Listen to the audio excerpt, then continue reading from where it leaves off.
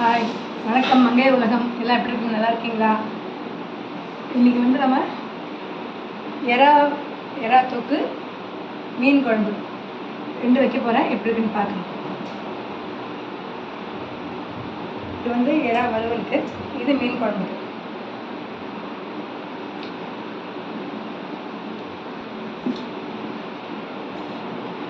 இது ஆல்ரெடி வாங்கி காஞ்சிடுச்சு. அதனால் தாளிப்பு வடகம், எப்போவுமே தாளிப்பு வடகம் இருக்கும், வெங்காயம்லாம் போட்டு பண்ணுறது. இது போட்டிங்கன்னா புளிக்குழம்பு, மீன் குழம்பு எல்லாம் அவ்வளோ அருமையாக இருக்கும். இதில் வந்து நம்ம துவையில் அரைக்கலாம். ஓகேங்களா? தாளிப்பு வடகம் கொஞ்சம் போட்டுக்கலாம். இது என்ன காயட்டும், அதுக்கு இதுதான் தாளிப்பு வடகம் போட்டுட்டு வடகம் பொரிஞ்சதும்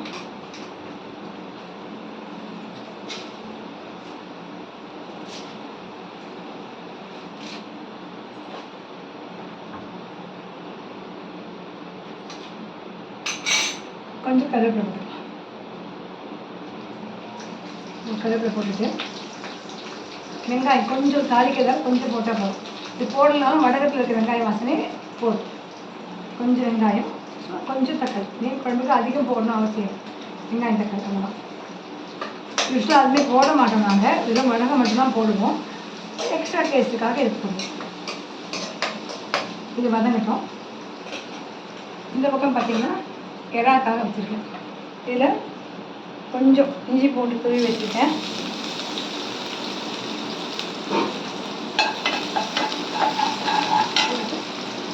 வெங்காயம்,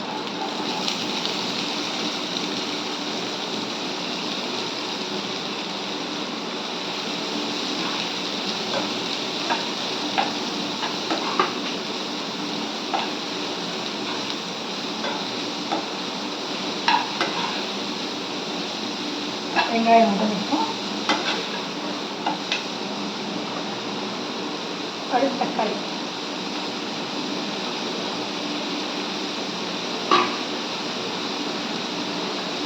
கொஞ்சம் கருவேப்பிலை.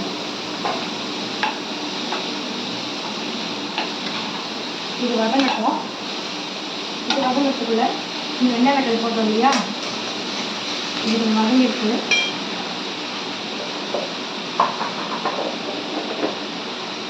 இது முடியறதுக்குள்ள நான் ஒரு புளி கரைச்சி வச்சுருக்கேன்.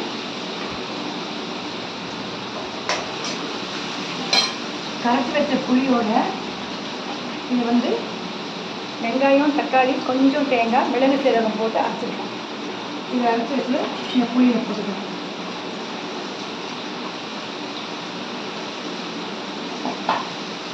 போட்டுட்டு மிளகாத்தூள்,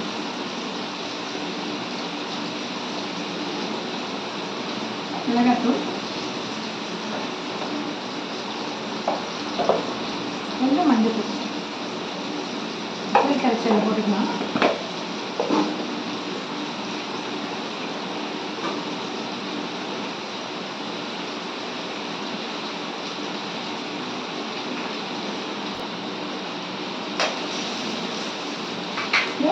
கொஞ்சம் உப்பு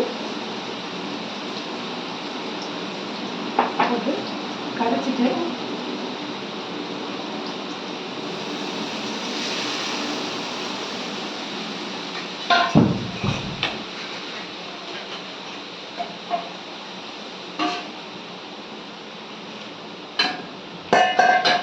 புளி கரைச்சிட்டேன்.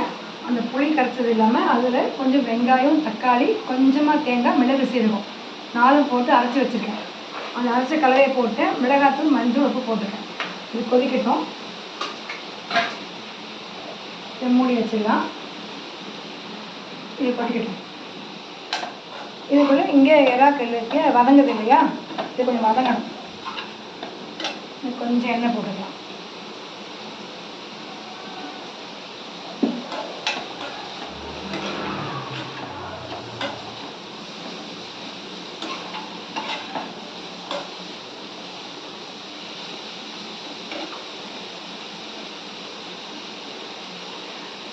இந்த எறாவும் அதே மாதிரி வெங்காயம், தக்காளி, கொஞ்சமாக தேங்காய், அப்புறம் மிளகு சீரகம் கொஞ்சம் சோம்பு எக்ஸ்ட்ரா போட்டிருக்கேன். மீன் குழம்பு வந்து சோம்பு போட மாட்டோம், இறாவுக்கு வந்து சோம்பு போட்டிருக்கேன். அப்போ தான் அந்த ஸ்மெல் இல்லாமல் இருக்கும். இப்போ சோம்பு போட்டிருக்கேன். ஓகேங்களா? இது வதங்கட்டும். இப்போ இது கூட நம்ம என்ன பண்ணலாம், தேவையான மிளகாத்தூள் எல்லாம் போட்டுக்கலாம். மிளகாத்தூள்,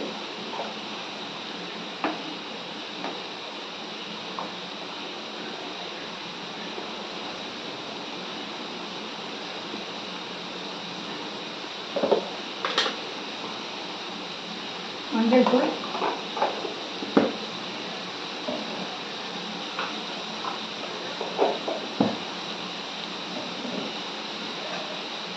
கொஞ்சம் உப்பு. உப்பு ஆக்சுவலி இதில் போட்டுட்டோன்னா கொஞ்சம் சீக்கிரம் வதங்கும். வெங்காயம் தக்காளி உப்பு போட்டுக்கலாம்.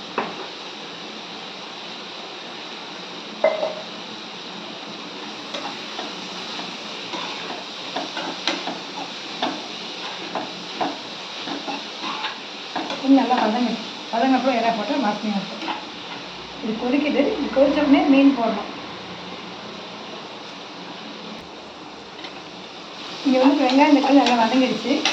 வதங்கும் நல்லா இறா வந்து நல்லா கழுவி உப்பு போட்டு பிசைஞ்சு நல்லா உப்பு போட்டு பெசரி கழுவி எடுத்து வச்சுருக்கேன்.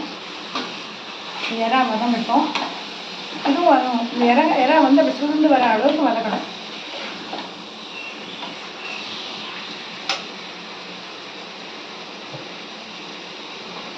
இல்லை உங்களுக்கு இப்போ என்ன டிப்ஸ் சொல்ல போகிறேன்னா, இந்த இறா நிறைய பேர் வாங்குவாங்க. இந்த இறால மேலே ஒரு கோடு மாதிரி இருக்கும், இந்த அழுக்கு இருக்கும். இதை மெயினாக எடுக்க மாட்டாங்க. எடுத்தால் தான் டேஸ்ட்டு. இருக்கு பாருங்க, ஒரு கோடு மாதிரி கருப்பாக இருக்கா, அது வந்து இறாவோட அழுக்கு. நாம் அதை ஆக்சுவலாக எடுத்துடணும். கிள்ளி எடுத்திங்கன்னா நீளமாக வரும். பார்த்தீங்களா?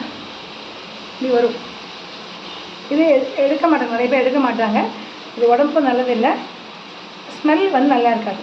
கொஞ்சம் உங்களுக்கு கவுச்சி ஸ்மெல் வர மாதிரி இருக்கும். உங்களுக்கு காமிக்கிறதுக்காக 4 பீஸ் எடுத்து வச்சேன், வாஷ் பண்ணிட்டேன். இது காமிக்கிறதுக்கு பாருங்க, தெரியுதுங்களா? இதுதான். இதை வந்து நாம் எடுத்துடணும். மேலே முதுகு பக்கம் கோடு மாதிரி தெரியும். கோடு வந்து இப்படி வச்சு எடுத்திங்கன்னா அப்படியே ஒரு நூல் மாதிரி, ஒரு கருப்பு நூல் மாதிரி வரும். இதுதான். இது எடுத்தால் தான் உங்களுக்கு இறை நல்லாயிருக்கும். ஆக்சுவலாக நிறைய பேர் எடுக்க மாட்டாங்க. தேவையில்லாமல் அது வந்து அதோட அழுக்கு எதுக்கு நம்ம சேர்த்து சாப்பிட்ணும், அதை எடுத்துடலாமே. இப்போ இறை வதங்கட்டும்.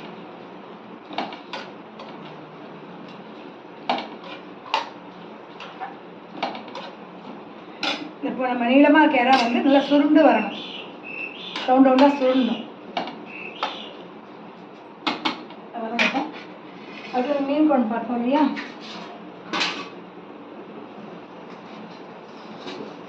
மீன் குழம்பு நல்லா கொதிச்சிருச்சு. நல்லா ஷீலா மீன் வாங்கி நல்லா கழுவி வச்சுருக்கேன். ஷீலா மீன் இது. இந்த மீன் எடுத்து இதில் போட்டுடலாம்.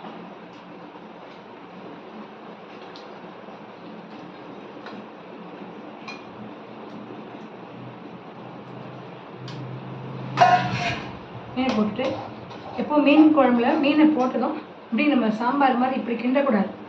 நடுவில் கரண்டியை வச்சுட்டு லைட்டாக அப்படி பண்ணணும். இப்போ ஃபுல்லாக கிண்டி விடக்கூடாது. லைட்டாக பண்ணும்போது அப்படியே மீன் வந்து கலந்துடும், இல்லையா மீன் உடஞ்சிடும். ஓகேங்களா? மீன் போட்டாச்சு, மூடி வச்சிடலாம். ஒரு 5 நிமிஷம் ஹையில் இருக்கட்டும், நல்லா கொதிக்கட்டும். தொடர்ந்து ஹையில் இருந்தால் மீன் வந்து கரைஞ்சி போயிடும். ஸோ கொஞ்சம் ஹையில் வச்சுட்டு 5 நிமிஷம் கழிச்சு நம்ம சிம்மில் வைக்கலாம். இங்கே இறா பார்க்கலாம். இறா நல்லா சுருண்டு வந்துடுச்சு.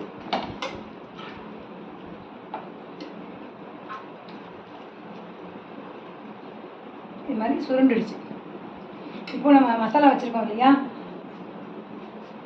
கொஞ்சம் தேங்காய், வெங்காயம், தக்காளி, மிளகு, சீரகம், சோம்பு போட்டிருக்கேன்.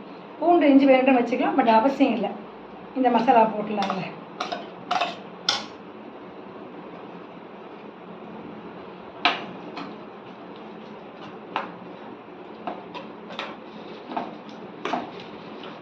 அதுலேயும் வந்து வெங்காயம் வதங்க உப்பு போட்டுட்டோம்.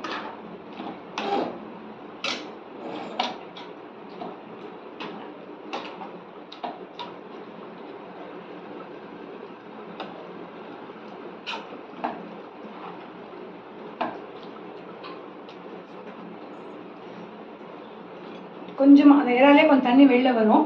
ஸோ தண்ணி நிறைய ஊற்ற வேண்டாம், கொஞ்சம் தண்ணி ஊற்றிட்டோன்னா வெந்துடும்.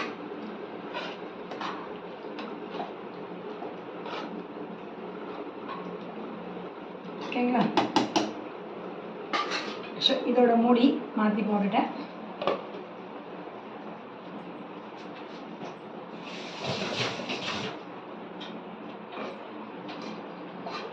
ஓகேவா? பார்க்கட்டும், வெந்ததும் நம்ம என்னன்னு பார்க்கலாம். வெயிட் பண்ணுங்க. மீன் குழம்பு நல்லா கொதிச்சிருச்சு. நல்லா கொதிச்சிருச்சு மீன் குழம்பு. மீன் வந்துருச்சு. இப்போது பூண்டு ஒரு 10-12 பூண்டு நல்லா தட்டி ஒன்று பாய் தட்டிட்டு போகணும்.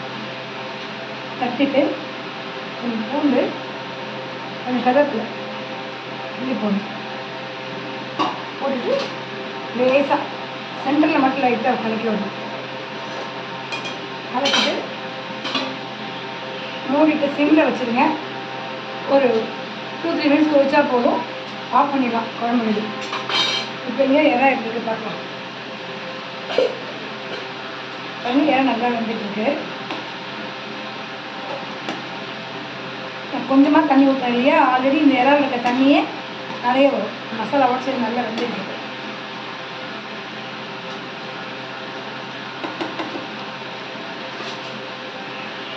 வேகட்டும். மீன் குழம்பு 2 நிமிஷம் கழிச்சு ஆஃப் பண்ணிடலாம்.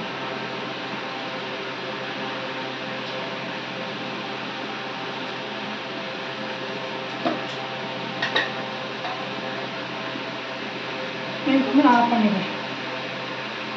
இப்போ இறா மட்டும் ரெடி ஆகும். ஓகேவா? வெயிட் பண்ணி இறா சேர்ந்தால் நம்ம பார்க்கலாம்.